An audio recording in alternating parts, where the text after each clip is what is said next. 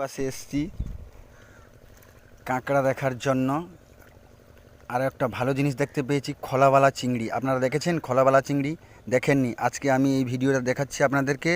দেখুন কিভাবে সমুদ্রের জিনিসগুলো থাকে, বিভিন্ন কোয়ালিটির মাছ থাকে।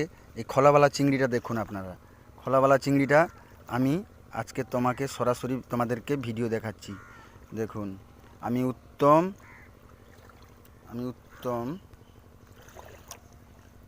দেখুন এই খোলাওয়ালা চিংড়িটা আমার হাতে আছে। দেখুন খোলাওয়ালা চিংড়ি, কি সুন্দর ডিজাইন, পুরো কচ্ছপের মতন, যাকে কচ্ছপ বলে, কচ্ছপের মতন এই জিনিসটা আপনারা দেখেছেন। আমি সমুদ্রের পাশে এসেছি। দেখুন খোলাওয়ালা চিংড়ি, আপনারা দেখেননি, আমি দেখাচ্ছি ভালোভাবে। এটা একটা চিংড়ি মাছের জাত। চিংড়ি মাছ বিভিন্ন প্রকারের হয়, একটা সমুদ্রের পোকা যাকে বলে আমরা। আমি উত্তম, আপনারা আমাকে দেখেছেন।